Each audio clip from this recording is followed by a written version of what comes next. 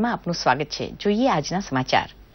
પ્રધાનમંત્રી મોદીએ જણાવ્યું હતું કે લોકશાહીમાં વાદ વિવાદ, આક્ષેપ પ્રત્યાક્ષેપ અને ચર્ચાને સ્થાન છે, પરંતુ લોકશાહીમાં હિંસાને સ્થાન નથી। કર્ણાટક ચૂંટણી સંદર્ભે પ્રધાનમંત્રી મોદીએ નમો એપ દ્વારા કર્ણાટક યુવા મોરચાને સંબોધન કર્યું હતું અને જણાવ્યું હતું કે રોજગારી માટે કર્ણાટકમાં બેંગલુરુ, હુબલી, રાયચુર, મૈસૂર, કુલબર્ગી અને મેંગલુરુમાં 6 નવા સ્ટાર્ટઅપ વિકસિત કરવામાં આવી રહ્યા છે। તેમણે વિપક્ષને આડે હાથ લેતા કહ્યું હતું કે વિપક્ષ બેરોજગારીની વાત કરે છે તો મારો સવાલ એ છે કે શું બેકારી આ 4 વર્ષમાં ઊભી થઈ છે?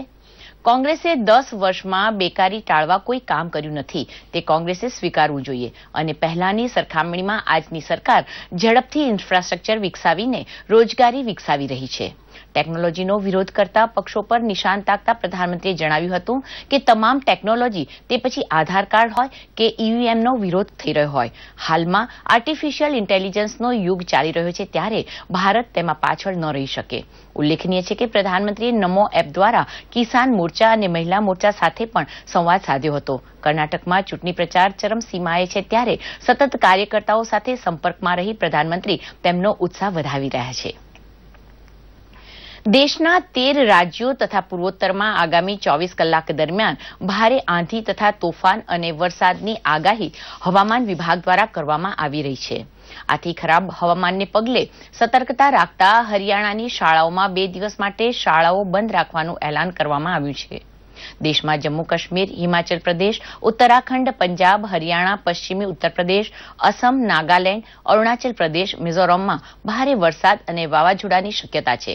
ગત સપ્તાહે 5 રાજ્યોમાં ધૂળવાળી આંધી અને વરસાદ થયો હતો, જેના કારણે 125 લોકોના મોત થયા હતા અને 300થી વધુ લોકો ઇજાગ્રસ્ત થયા હતા।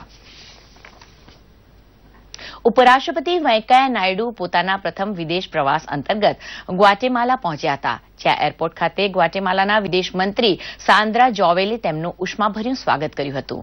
ગ્વાટેમાલામાં ઉપરાષ્ટ્રપતિ એમ વેંકૈયા નાયડુ ગ્વાટેમાલાના રાષ્ટ્રપતિ જીમી મોરાલેસ તેમજ ઉપરાષ્ટ્રપતિ જાફેદ કાબ્રેસા સાથે પણ દ્વિપક્ષીય મુલાકાત કરશે, તેમજ ભારતીય દૂતાવાસ દ્વારા આયોજિત ભારતીય નાગરિકો સાથેના એક કાર્યક્રમમાં પણ સામેલ થશે। નોંધનીય છે કે ઉપરાષ્ટ્રપતિ વેંકૈયા નાયડુ હાલમાં ગ્વાટેમાલા, પેરુ તથા પનામાની 7 દિવસીય મુલાકાતે છે, જેમાં દ્વિપક્ષીય સંબંધો અંગે વ્યાપક ચર્ચા કરવામાં આવશે। જમ્મુ કાશ્મીરનું સચિવાલય તેની ગ્રીષ્મકાળની રાજધાની શ્રીનગરમાં સ્થાનાંતરિત થયું છે। જમ્મુમાં 6 મહિના ચાલેલા કામકાજ બાદ 150 વર્ષની પરંપરાને જાળવતા દરબાર ફેરવવામાં આવ્યો છે। 2 રાજધાની ધરાવતા જમ્મુ કાશ્મીરમાં મહેબૂબા મુફ્તી સરકારનો જમ્મુનો દરબાર શીતકાલ બાદ બંધ કરવામાં આવ્યો છે। હવે દરબાર આજથી શ્રીનગરમાં કામ કરશે અને વિધાનસભા, વિધાન પરિષદ જેવા તમામ કામ શ્રીનગરમાં થશે। નોંધનીય છે કે ગરમીની ઋતુમાં કાશ્મીરની રાજધાની જમ્મુથી શ્રીનગર ફેરવાય છે અને 6 મહિના પછી ઠંડીની સિઝન ચાલુ થતાં વળી પાછી જમ્મુ કરવામાં આવે છે। આ રાજધાની બદલવાની પ્રક્રિયાને દરબાર મૂવના નામે ઓળખવામાં આવે છે। રાજ્યમાં હવેથી મહાનગરપાલિકા, નગરપાલિકા અને શહેરી સત્તામંડળ હેઠળની વિવિધ યોજના પ્લાનને મંજૂરી અપાશે અને તેની દરખાસ્ત પણ ઓનલાઈન મોકલી શકાશે। મુખ્યમંત્રી વિજયભાઈ રૂપાણીએ મહાત્મા મંદિર, ગાંધીનગર ખાતેથી રાજ્યમાં ઓનલાઈન પ્લાન મંજૂર કરવાની વ્યવસ્થાનો શુભારંભ કરાવ્યો હતો। મુખ્યમંત્રીએ જણાવ્યું કે આથી વહીવટ પારદર્શી બનશે।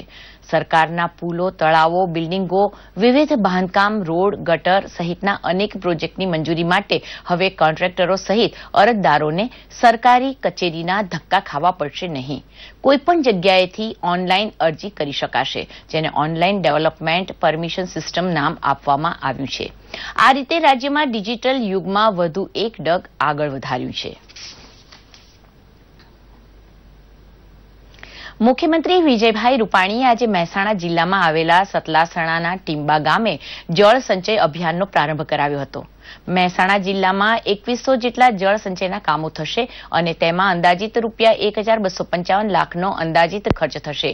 આ પ્રસંગે મુખ્યમંત્રીએ જણાવ્યું કે સુજલામ સુફલામ જળ અભિયાન દેશનું સૌથી મોટું જળ સંચય અભિયાન છે। મહેસાણા જિલ્લામાં 2100 જેટલા કામો માસ્ટર પ્લાન હેઠળ હાથ ધરવામાં આવ્યા છે અને તેમાં પ્રતિદિન નવા કામો ચાલુ થતા જાય છે, જ્યારે જે કામ ચાલુ છે તેમાં પ્રગતિ થઈ રહી છે। રાજ્યમાં જળ સંચય અભિયાન અંતર્ગત વિવિધ કામો કરવામાં આવી રહ્યા છે।